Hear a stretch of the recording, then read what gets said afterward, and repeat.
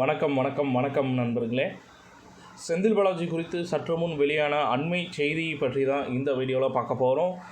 அமைச்சர் செந்தில் பாலாஜி அவர்கள் உடல்நலம் சரியானதுக்கப்புறம் பார்த்திங்கன்னா கண்டிப்பாக டெல்லிக்கு தான் பார்த்திங்கன்னா கூட்டிகிட்டு போய் விசாரணை செய்வாங்க. அது மட்டும் இல்லாமல் அவருக்கு அங்கே தான் பார்த்திங்கன்னா நம்பர் ஒதுக்கப்பட்டிருக்கு. அங்கே தான் பார்த்திங்கன்னா கூட்டிகிட்டு போவாங்க அப்படின்னு பார்த்திங்கன்னா நினச்சிட்டு இருந்த நேரத்தில் இப்போ புழல் சிறைக்கு மாற்றம் செஞ்சுருக்காங்க. ஏன் அப்படின்னு பார்த்திங்கன்னா இன்னும் புலன் விசாரணையில் பார்த்திங்கன்னா நம்பர் பார்த்திங்கன்னா ஒதுக்கப்படல. ஏன்னா டெல்லியில் இருக்கின்ற அந்த நம்பர் கேன்சல் பண்ணிவிட்டு இப்போ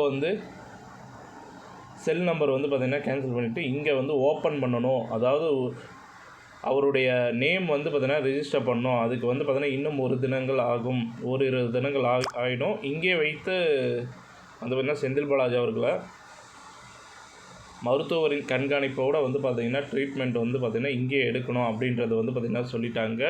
ஸோ மருத்துவர்கள் இதுக்கப்புறம் பார்த்திங்கன்னா அமலாக்கத்துறை என்ன சொல்லியிருக்காங்க பார்த்திங்கன்னா, ஓகே அவங்க இங்கே தான் இருக்கட்டும், நாங்கள் டெல்லிக்கெலாம் கூட்டிகிட்டு போகலை, இங்கே வச்சு விசாரணை செய்கிறோம்.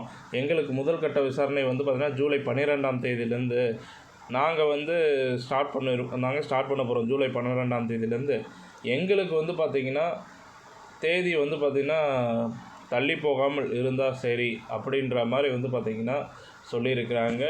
இருந்தும் பார்த்திங்கன்னா செந்தில் பாலாஜி பார்த்திங்கன்னா நாம் பண்ணும்போது, அதாவது செந்தில் பாலாஜி விசாரணை செய்யும்போது பார்த்திங்கன்னா கூட எய்ம்ஸ் மருத்துவர்களும் இருப்பாங்க. எய்ம்ஸ் மருத்துவர்கள் பார்த்திங்கன்னா செந்தில் பாலாஜி அவர்கள் திடீர்னு ஐயோ என்னால் முடியல, ரொம்ப பெயினாக இருக்குது அப்படின்னு நடிச்சிட்டு இருந்தாருன்னா கூட காவேரி மருத்துவர்களும் பார்த்திங்கன்னா இருப்பாங்க. ஸோ எய்ம்ஸ் மருத்துவர்களும் இருப்பாங்க. எய்ம்ஸ் மருத்துவர்களை பொறுத்த அளவுக்கு அமலாக்கத்துறைக்கு சப்போர்ட்டாக தான் இருப்பாங்க.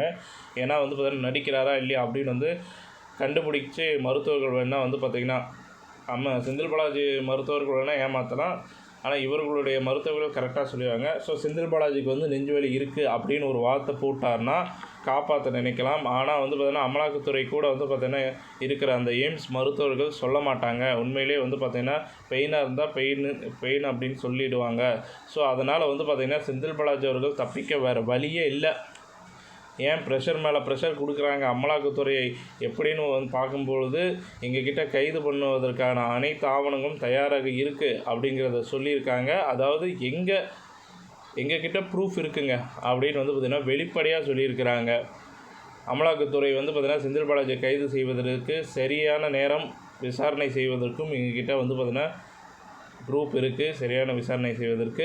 இதில் நாங்கள் பார்த்திங்கன்னா ஏன் தயங்கி நிற்கணும், செந்தில் பாலாஜி அவர்கள் பார்த்திங்கன்னா உடல்நல சரியான உடனே நாங்கள் பார்த்திங்கன்னா ஸ்டார்ட் பண்ணுறோம், விசாரணை ஸ்டார்ட் பண்ணிடுவோம் அப்படின்ற மாதிரி வெளிப்படையாக சொல்லிட்டாங்க. நீதிமன்றத்தில் இதுக்கு சரி அப்படின்ற முடிவு கொடுத்துட்டாங்கன்னா இங்கே புழல் சிறையிலே பார்த்திங்கன்னா வச்சு அவர் விசாரணை செய்யலாம் அப்படின்ற மாதிரி நீதிமன்றம் சொல்லியிருக்காங்க. இப்போ நம்பர் மட்டும் ஒதுக்கப்படும்.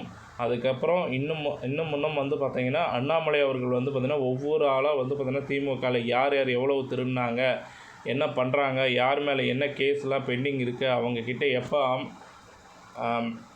அமலாக்கத்துறை போவாங்க அப்படியெல்லாம் பார்த்திங்கன்னா அமலாக்கத்துறையோட லிஸ்ட்டை பார்த்திங்கன்னா விட்டுருந்தார். ஸோ அந்த வீடியோ பார்க்காமல் இருந்தீங்கன்னா போய் மறக்காமல் சர்ச் பண்ணி பாருங்கள் நெட்டில்.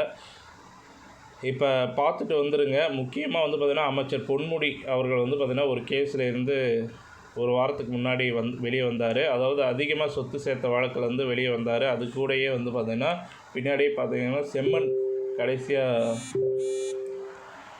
செம்மண் திருடைய வழக்கில் பார்த்திங்கன்னா 29 கோடி, அதாவது செந்தில் பாலாஜி போலவே பார்த்திங்கன்னா 29 கோடி வைத்து மடக்கி பிடித்தாங்களோ அதுபோல் பார்த்திங்கன்னா அமைச்சர் பொன்முடியும் மடக்கி பிடிக்க போகிறாங்க. ஸோ அமலாக்கத்துறையோட புதிய திட்டம் ஒன்றை போட்டிருக்காங்க. உதயநிதியை பிடிக்க திட்டம் போட்டிருக்காங்க. அன்பில் மகேஷ் அவர்களை பிடிக்க திட்டம் போட்டிருக்காங்க. கேஆர் நேரு பார்த்திங்கன்னா பிடிக்க திட்டம் போட்டிருக்காங்க. ஏகப்பட்ட பேர் மாட்ட போகிறாங்க. ஸோ இதை பற்றி நீங்கள் என்ன நினைக்கிறீங்க கமெண்ட் பாக்ஸில் கமெண்ட் பண்ணுங்கள். இந்த தகவல் பிடிச்சிருந்தால் லைக் பண்ணுங்கள், ஷேர் பண்ணுங்கள். நன்றி, வணக்கம்.